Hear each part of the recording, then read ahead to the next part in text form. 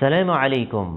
Doctor Zakir Naik صاحب سے ایک ڈاکٹر آدمی نے سوال کیا کہ آیا مردہ زندہ کی جائیں گے یا نہیں۔ میں اس سوال کے اندر کنفیوز ہوں۔ بہت زبردست سوال اور جواب ہوئے۔ ضرور اس ویڈیو کو اینڈ تک دیکھیں۔ سب سے پہلے یہ ویڈیو دیکھیں، اس کے بعد بات کرتے ہیں۔ دھنیہ واد ڈاکٹر ذاکر نائک صاحب۔ میرے جسم کا دیا گیا نام ڈاکٹر ورما ہے، اور میں نے قرآن شریف بھی پڑھی ہے، بائبل بھی پڑھی ہے، اور وید واد کی تھوڑا سا ادھین کیا ہے۔ میں نے قرآن میں ساری باتیں اچھی پائی ہیں، کنتو ایک بات میری سمجھ میں ابھی تک نہیں آئی ہے۔ یہ ہندو وادی وہ کہتے ہیں کہ جنم ہوتا ہے، اور قرآن میں ایک بات آتی ہے کہ مردے زندے کیے جائیں گے۔ یہ دو بات میری سمجھ میں ابھی تک نہیں آئی ہیں۔ ہندو تقویٰ کہتا ہے، انہوں نے دیکھا کہ جنم واد کہ جنم ہوتا ہے، میں نے ڈسکوری چینل میں بھی یہ چیزیں دیکھی ہیں۔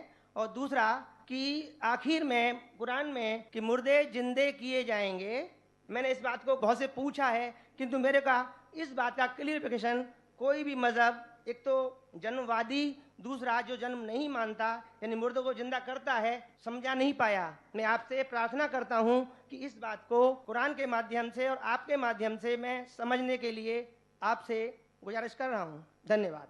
ڈاکٹر صاحب نے اچھا سوال پوچھا ہے کہ اس نے قرآن مجید پڑھی اور سب بات کو تسلیم کرتے، صرف یہ ایک یا دو بات کہ قرآن شریف کے اندر موت آتی ہے، مردے کو واپس سے زندگی دی جائیں گی آخرت میں، ان کا ذکر ہے۔ اور ہندو لوگ یہ مانتے ہیں کہ پنرجنم میں، اور وہ ڈسکوری چینل پہ دیکھے کہ پنرجنم ہوتا ہے۔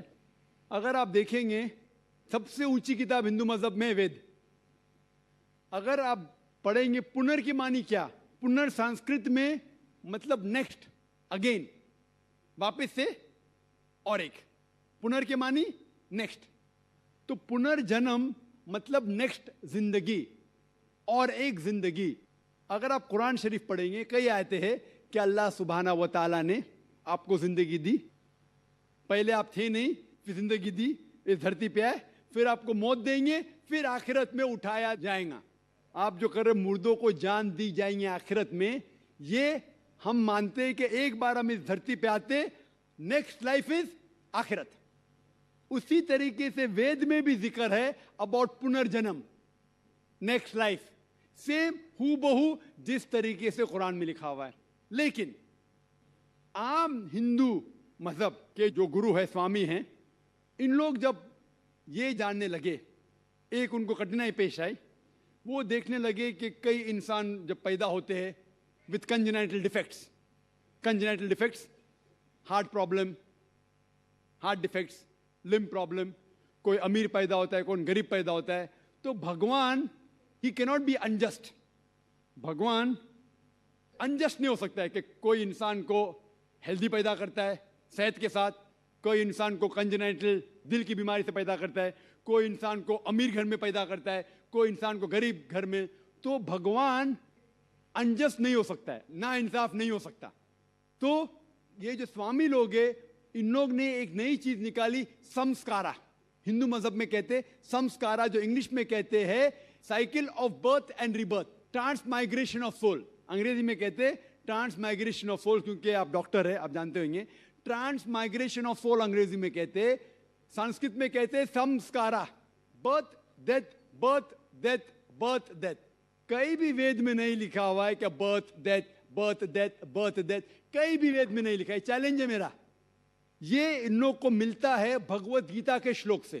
بھگوت گیتا کا شلوک چیپٹر نمبر 2 میں، ورس نمبر 22 میں، اس میں لکھا ہوا ہے کہ جب کوئی شخص اپنے کپڑے نکالتا ہے تو وہ نئے کپڑے پہن لیتا ہے، اسی طریقے سے روح ایک نئی جسم میں جاتی ہے۔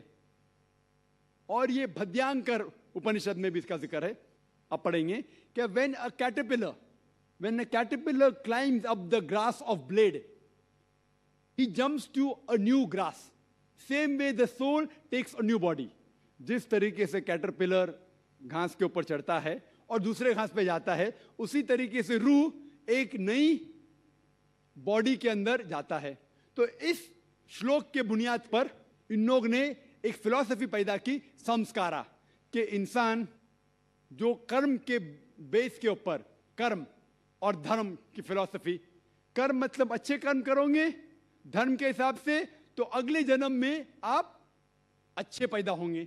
अगर आपके कर्म बुरे होंगे तो अगले जन्म में आप हो सकता है कि लूला पैदा होंगे या लंगड़ा पैदा होंगे। और जो कहते हैं कि आप इंसान 7 बार बनेंगे, ये कौन कहता है? वेद नहीं कहती, ये स्वामी जी लोग कहते हैं। कोई वेद में कहीं लिखा नहीं है, क्योंकि उनको ये नहीं कह सकते थे कि इंसान क्यों गरीब पैदा होता है, क्यों अपाहिज पैदा होता है। उनकी सोच कम थी, इसीलिए नई फिलॉसफी लेके आए, ट्रांसमाइग्रेशन ऑफ सोल। आप तो डॉक्टर है, मैं भी डॉक्टर हूं। आपने कहीं मेडिकल साइंस बुक में पढ़ा हुआ है कि इंसान इस दुनिया में जन्म लेता है? कभी नहीं। क्या फिजियोलॉजी में पढ़ा, क्या एनाटॉमी में पढ़ा? अगर ये साइंटिफिक फैक्ट होता था तो हम मेडिकल कॉलेज में पढ़ते थे कि इंसान नए जन्म लेता है। हम कभी भी नहीं पढ़े। इससे ये साबित होता है कि साइंस इसको तस्लीम ही नहीं करती। जो आप कह रहे डिस्कवरी चैनल में देखा, जो आप कह रहे हैं, अगर ये हक होता था तो हमारे साइंटिफिक बुक में भी ये लिखा होता। तो ये कहना कि साइंटिफिक प्रूफ है कि हम जन्म लेते हैं, बिल्कुल गलत है। इस्लाम जो इसका जवाब देता है वो है कि इस्लाम तस्लीम करता है कि अल्लाह सुब्हानहू व तआला कुछ लोग को अपाहिज पैदा करता है, कुछ लोग को अच्छी सेहत देता है, कुछ को गरीब, कुछ को अमीर। इसकी वजह है कि अल्लाह ताला फरमाते हैं सूरह मुल्क में, सूरा नंबर 67 आयत नंबर 2 में, अल्लज़ी खलक़ल मौत वल हयाता, अल्लाह सुब्हानहू व तआला ने मौत और ज़िंदगी बनाई ताकि आप लोग को जांच सके, आप लोग का इम्तिहान ले सके, आप लोगों में से कुछ लोग अच्छे हैं। ये जांच पड़ताल करने के लिए ये ज़िंदगी हमारे लिए इम्तिहान है। और अल्लाह ताला फरमाते हैं सूरह अनफाल में, सूरा नंबर 8 आयत नंबर 28 में, कि आपके बच्चे और आपकी जायदाद आपके लिए फितना है। आपकी जायदाद और आपके बच्चे आपके लिए एक टेस्ट है, आपके लिए इम्तिहान है। अल्लाह ताला कुछ लोग को गरीब घर में पैदा करता है, कुछ लोग को अमीर। जो लोग अमीर है उनके लिए इम्तिहान है कि वो ज़कात देते क्या नहीं। जैसा कि मैंने कहा मेरी तकरीर में, तीसरी बुनियादी बात इस्लाम में है ज़कात। जिस शख्स के पास 85 ग्राम से ज़्यादा सोना है या उसके मुकाबले में धन है, उसको 2.5% ज़कात देना फ़र्ज़ है। जो आदमी अमीर है, कुछ अमीर लोग बराबर ज़कात देते, कुछ लोग आधा देते, कुछ लोग देते ही नहीं। तो अमीर इंसान को शायद 100% मार्क्स मिले या 50% मार्क्स मिले या 0% मिले। वो गरीब इंसान को ज़कात में तो 100 मार्क्स मिलता है, 100 आउट ऑफ 100। उसको ज़कात देना ही नहीं। हम कहते रहे बेचारा गरीब इंसान है, लेकिन असल में देखे जाओ तो उसको उस इम्तिहान में, गुर्बत के इम्तिहान में 100% मार्क्स मिले। आप समझ रहे? इसी तरीके से अल्लाह ताला कहते हैं कि आपके बच्चे आपके लिए इम्तिहान है। हो सकता है मिसाल के तौर पे एक अच्छे जोड़ी है, अच्छे मुसलमान है, 5 टाइम नमाज पढ़ रहे हैं, हज को गए हैं, रमज़ान में रोज़ा रखते हैं, ज़कात देते हैं। अल्लाह ताला उनका और बड़ा इम्तिहान लेना चाहता है। जितना बड़ा इम्तिहान उतना बड़ा इनाम। मिसाल के तौर पे अगर आप BA पास करते तो आपको सिर्फ ग्रेजुएशन मिलता है। अगर आप MBBS पास करते आपको डॉक्टर कहलाया जाता। डॉक्टर मतलब ऊंचा ओहदा। इसी तरीके से अल्लाह सुब्हानहू व तआला हो सकता है कि उस जोड़ी को इम्तिहान और सख्त देता है और ऐसा बच्चा पैदा करता है जो अपाहिज है। अल्लाह ये देखना चाहता है कि अपाहिज बच्चा पैदा करने के बावजूद वो अल्लाह के ऊपर ईमान रखता है क्या नहीं। अगर ईमान रखता है तो अल्लाह उसे जन्नत फिरदौस देना चाहता है। और कठिन इम्तिहान और बड़ा इनाम। हो सकता है कि वो इम्तिहान में फेल हो जाएगा। तो ये कुरान की आयत है, आपके बच्चे आपके लिए इम्तिहान है। कभी कोई भी अगर कलामिटी आती है, कोई भी आपको नुकसान होता है, इधर वो आपके लिए इम्तिहान है या आपके लिए सजा है। जब भी कोई भी आपको इनाम मिलता है, वो इधर आपके लिए इम्तिहान है या आपके लिए रिवॉर्ड है। तो इसी तरीके से क्योंकि हिंदू मजहब के जो स्वामी हैं वो इसको नहीं समझ सके, इसीलिए एक नई फिलॉसफी संस्कारा लेके आए जो बिल्कुल वेद में नहीं लिखी है। वेद बात करता है पुनर्जन्म। पुनर्जन्म मतलब नेक्स्ट लाइफ, जिसका जिक्र कुरान में भी है, आखिरत की जिंदगी। तो वेद और कुरान सेम जिंदगी क्या बात कर रहा है कि इस दुनिया में आप आते हैं, एक बार आते हैं, सही तरीके से जिएंगे तो एक बार काफी है, और ये दुनिया आखिरत के लिए इम्तिहान है।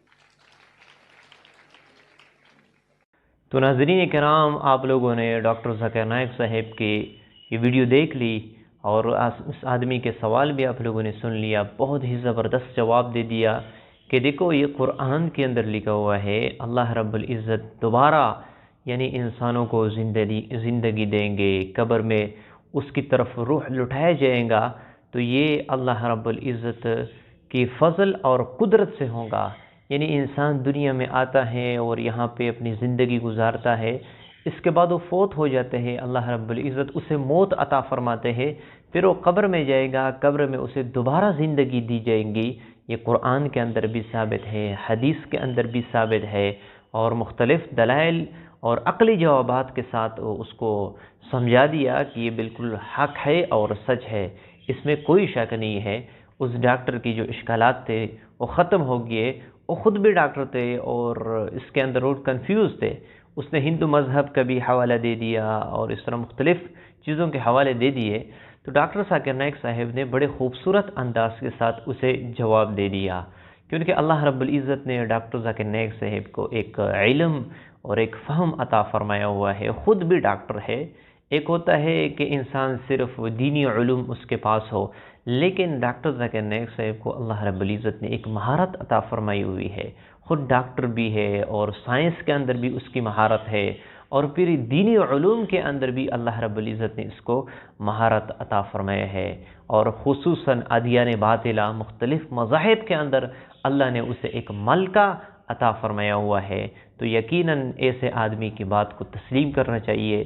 ایک تو میں ہوتا ہوں، مختلف لوگ ہوتے ہیں، چند کتابیں پڑھ لیتے ہیں مختلف مذاہب کے بارے میں، تو اپنے رائے قائم کر دیتے ہیں کہ یہ اس طرح یہ اس طرح ہے، اور جن لوگوں نے سالوں یعنی کئی عرصہ ان کتابوں کے اندر مطالعے میں وقت گزارا ہو، ریسرچ کی ہو، مختلف کتابوں میں تحقیق کی ہو، اس کے بعد آپ کے سامنے ایک نتیجہ پیش کر دیتا ہے، تو یقیناً ایسے آدمی کی بات کو ماننا چاہیے۔